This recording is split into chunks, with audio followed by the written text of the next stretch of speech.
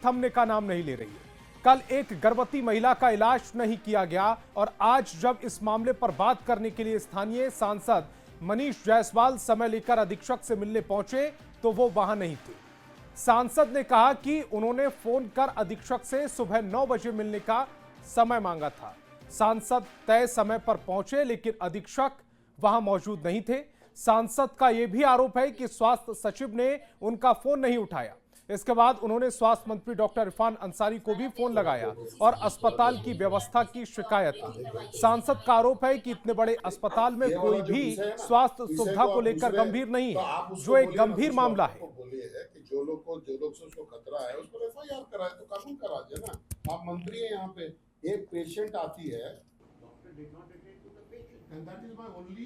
इनके सुपरिटेंडेंट से मैंने टाइम लेकर के आज मैं यहाँ पर उनके कार्यालय में आया हूँ। सुपरिटेंडेंट नहीं है, गायब है। ये झारखंड सरकार का वर्क कल्चर है। मैं आपको फिर से दोहरा के कर रहा हूँ, सुपरिटेंडेंट से टाइम बताने के बाद मैं टाइम बता करके आया हूँ, सुपरिटेंडेंट नहीं है। इनके स्वास्थ्य सचिव को मैंने 2 बार मिस्ड कॉल किया, उन्होंने फोन नहीं उठाया। ये मैं आपको दोहरा करके ये बात बताना चाह रहा हूं। अस्पताल इस महिला को न्याय दिलाए और जो दोषी डॉक्टर्स हैं जो कि अपने ड्यूटी को नहीं करते हैं, उनके खिलाफ क्या कार्रवाई कर रही है ये हम लोग को बताएं। और हजारीबाग के शेख भिखारी मेडिकल कॉलेज में एक गर्भवती महिला के इलाज में देरी के मामले में नया खुलासा हुआ है। महिला डॉक्टर ने मुख्यमंत्री हेमंत सोरेन और स्वास्थ्य मंत्री डॉक्टर इरफान अंसारी को इस्तीफे की पेशकश की। कहा, मैं ऑन कॉल ड्यूटी पर थी और सूचना मिलते ही अस्पताल पहुंच गई, लेकिन कुछ बीजेपी समर्थित लोग जानबूझकर हंगामा करते रहे, डराने धमकाने लगे। मामला तूल पकड़ने लगा और अब इसे राजनीतिक रंग दिया जा रहा है। डॉक्टर ने आरोप लगाते हुए कहा कि सेवा कुटीर को बीजेपी कार्यालय बना दिया गया है, जहां रात में गांजा और शराब का सेवन किया जाता है। महिला स्टाफ असुरक्षित महसूस करती हैं, इसीलिए हम रात में ड्यूटी नहीं कर पाते।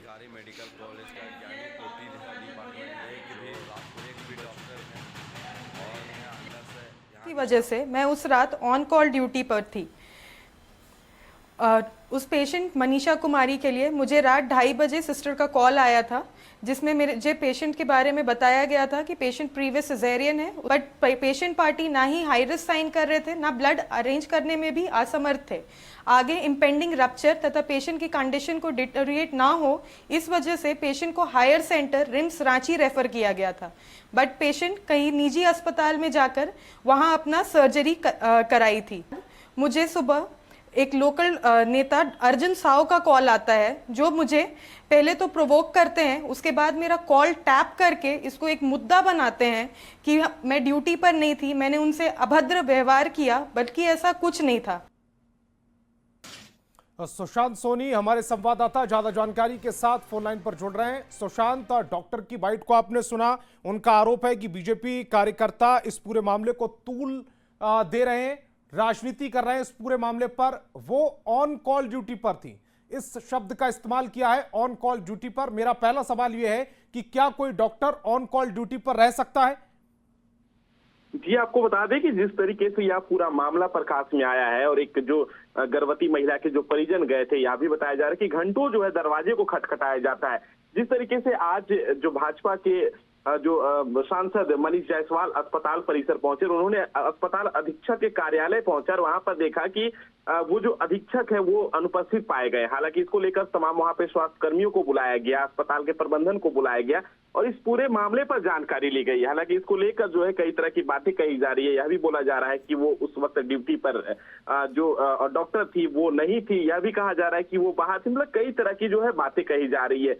लेकिन जिस तरीके से हजारीबाग के उपायुक्त ने एक जांच टीम गठन करने के लिए अस्पताल प्रबंधन यानी अधीक्षक को कहा है, 24 घंटे में जो इस जांच की रिपोर्ट मांगी है, अब रिपोर्ट आने के बाद ही यह स्पष्ट हो पाएगा कि आखिर इसकी सच्चाई क्या है। लेकिन जिस तरीके से यह जो मामला आया है, इसको लेकर एक राजनीतिक सरगर्मी भी तेज हो चुकी है। जी सुशांत, जो तस्वीर नजर आ रही है उस पर यकीन करें या जो तस्वीर के पीछे की सियासत होने का आरोप लगाया जा रहा है डॉक्टर की ओर से, उस पर यकीन करें? दर्शकों को किस पर यकीन करना चाहिए? देखिए, जिस तरीके से दोनों चीज सामने आ रही है, हालांकि जो तमाम तस्वीरें सामने में आ रही है कि जो एक गेट होता है, गेट को एक नियमानुसार खुला होना चाहिए। अंदर से काफी समय तक जो उसे ठुठुकाया गया लेकिन नहीं खोला गया, तो हालांकि इससे भी यह स्पष्ट होता है कि कहीं ना कहीं एक लापरवाही है। लेकिन इसके पीछे की जो अगर कहानी है, जिस तरीके से डॉक्टर बता रही है, और उन्होंने कई तरह के एक आरोप लगाए हैं, एक अर्जुन साव नामक जो बीजेपी के नेता बता रहे हैं, उन पर आरोप लगाए हैं। और इस तरीके से हमने अर्जुन साव से भी बात की गई तो उन्होंने कहा कि हम कई लोगों से हमने बात की। उन्होंने यहां तक भी कहा है कि पैसे के लिए जो है इस तरीके से कारनामे किए जाते हैं, लापरवाही बरती जा रही है और अपने पर कोई रिस्क नहीं लेते। हालांकि इस संदर्भ में कई तरह की यहां पर जो है बातें चल रही है। जी सुशांत सोनी, आप हमारे साथ जुड़े, आपका बहुत बहुत शुक्रिया। खबर सियासी गलियारों से। रांची के सिरमटोली फ्लाईओवर का नाम बाबा कार्तिक उरांव के नाम पर रखने पर बीजेपी ने सत्ता पक्ष से सवाल पूछा और कहा कि बाबा कार्तिक उरांव के धर्मांतरण के खिलाफ लंबी लड़ाई लड़ी, क्या सरकार इस पर कोई ठोस कदम उठाएगी? वहीं सत्ता पक्ष ने पलटवार करते हुए कहा कि बीजेपी विकास के मुद्दे पर राजनीति कर रही है।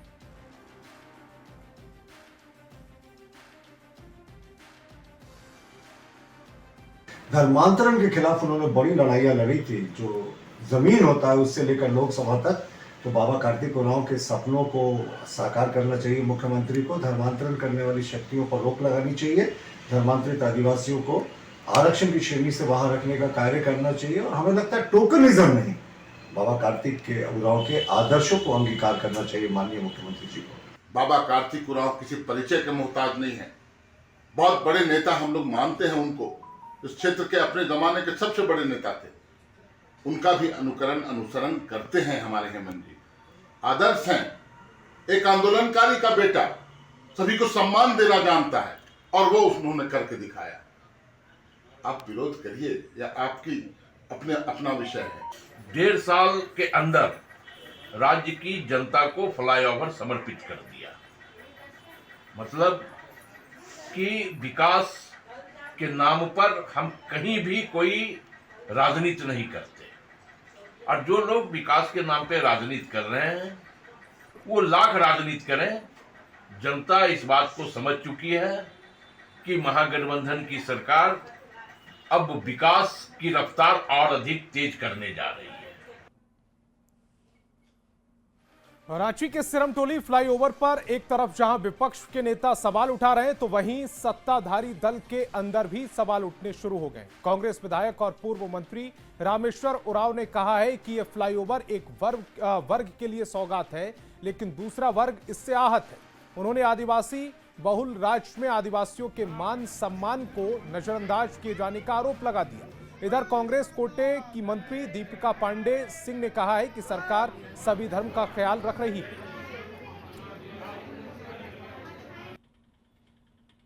सौगात है, लोगों के लिए सौगात है, लेकिन एक वर्ग आहत है, दिल से आहत है, उसको भी संभालने की जरूरत है। जिस समाज में पैदा लिए, जिस समाज में बढ़े, उसके बाद को नहीं रखेंगे तो बेईमान आदमी कहलाएंगे। राजनीति क्या, राजनीति की रोटी खा रहे हैं क्या? कल उन्हें अच्छा शायद नहीं हुआ, उसका रोटी खाते तो भाषा बदल जाती। लोग की महागठबंधन की सरकार किसी भी वक्त किसी के भी धार्मिक आस्था की बात हो, किसी भी बात हो, तो हम लोग प्रयास यही करते रहे हैं कि किसी की आस्था को ठेस ना पहुंचे। उस जगह से हम लोगों के बाबा कार्तिक उरांव जी का जुड़ाव था। मुख्यमंत्री हेमंत सोरेन मेधा पाउडर प्लांट के शिलान्यास समारोह में पहुंचे। उनके साथ कृषि मंत्री शिल्पी नेहा तिर्की मौजूद रहीं। सीएम ने पूजा कर प्लांट का शिलान्यास किया। सीएम ने किसानों का अभिवादन किया और देश की अर्थव्यवस्था में किसानों के योगदान की सराहना की। उन्होंने किसानों की आय बढ़ाने पर सरकार का जोर रहने की बात कही। साथ ही क्रिकेटर और किसान महेंद्र सिंह धोनी का उदाहरण देकर किसानों से बेहतर तरीके से खेती करने की अपील की। कलेक्शन लगभग 60 लाख लीटर प्रत्येक दिन होता है दूध का प्रोडक्शन। मेधा डेयरी उसमें मात्र 2.5 लाख लीटर प्रत्येक दिन का कलेक्शन कर पाती है। आवश्यकता है कि हम लोग ऐसे एमपीपीज को बढ़ाएं। हमारे माननीय हेमंत सोरेन जी को मैंने यही बात भी कहा कि हम लोगों को ये एमपीपीज को बढ़ाने की आवश्यकता है और वो लगातार इस चीजों की चिंता कर रहे हैं। इस धोनी का नाम आप लोगों ने सुना होगा।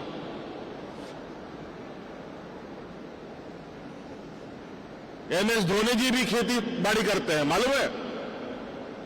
और वो ऐसे खेती बाड़ी करते हैं कि वो सारा खेती बाड़ी का जो साग सब्जी होता है वो विदेश में एक्सपोर्ट होता है। बताओ,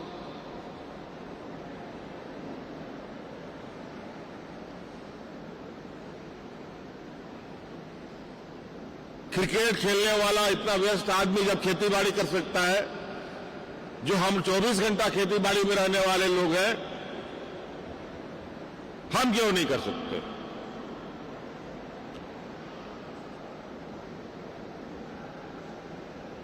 तो इसीलिए काम, मेहनत हर चीज मांगता है और मेहनत किया हुआ काम हमेशा अच्छा फल देता है।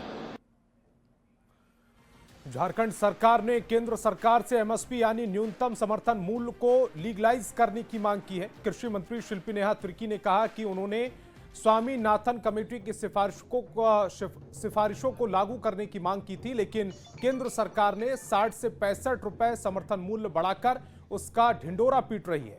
इससे किसानों को कोई फायदा नहीं होगा।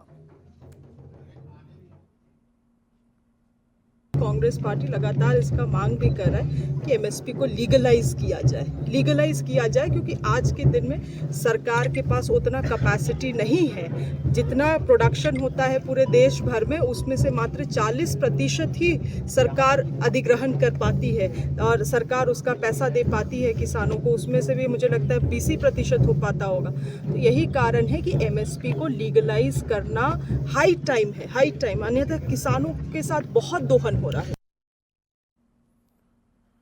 झारखंड के डिग्री कॉलेज में इंटर के एडमिशन पर राजभवन ने रोक लगा दी है, जिसके बाद राज्य के करीब 2 लाख से ज्यादा बच्चों का भविष्य अधर में लटक गया है। आरोप है कि इन डिग्री कॉलेज में नई शिक्षा नीति 2020 का पालन नहीं हो रहा है।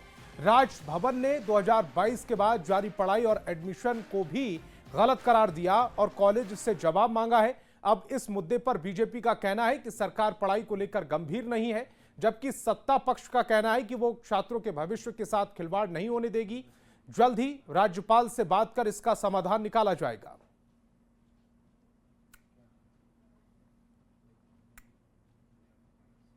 हुजूर, बहुत देर कर दी आपने आते आते। न्यू एजुकेशन पॉलिसी तो काफी पहले अनाउंस हो गई थी कि क्या इसमें चीजें होंगी। +2 की पढ़ाई सिर्फ स्कूल्स में होगी, कॉलेजेस में नहीं होगी। तो मुख्यमंत्री जी को इंफ्रास्ट्रक्चर तैयार रखना चाहिए था। +2 के जो टीचर्स हैं, जो स्टूडेंट्स हैं, उनकी संख्या बढ़ानी चाहिए थी। परंतु जब लागू हो गया और जब नामांकन में 2 लाख स्टूडेंट छूट जा रहे हैं, तब इनकी नींद टूटी। तो मुझे लगता है ये कतई शिक्षा के प्रति गंभीर सरकार नहीं है। देखिए, जो सामने ये विषय आया, बहुत एक विकट समस्या झारखंड के छात्रों के लिए।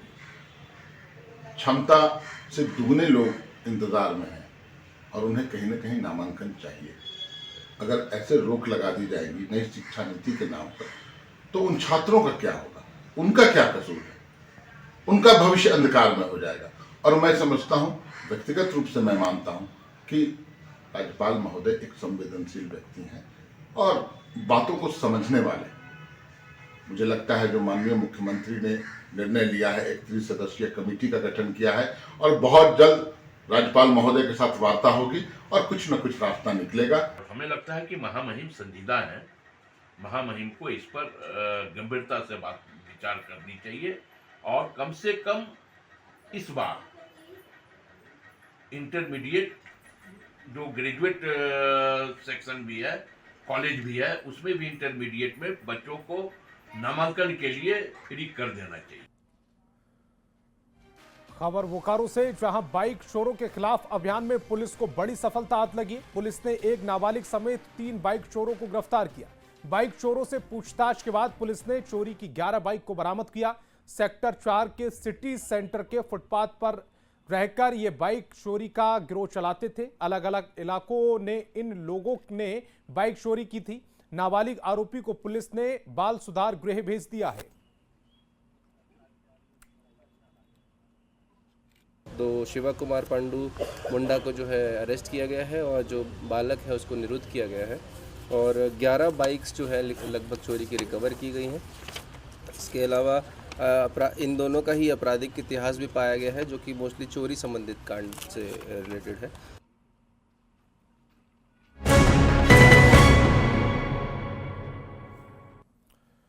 और बकरीद को लेकर हजारीबाग जिला प्रशासन पूरी तरह से मुस्तैद है। किसी भी तरह की अप्रिय घटना से निपटने के लिए प्रशासन ने कमर कस ली है। बीते दिनों शहर के सबसे भीड़भाड़ वाले इलाके झंडा चौक में मॉक ड्रिल कर प्रशासन ने अपनी तैयारियों का जायजा लिया था।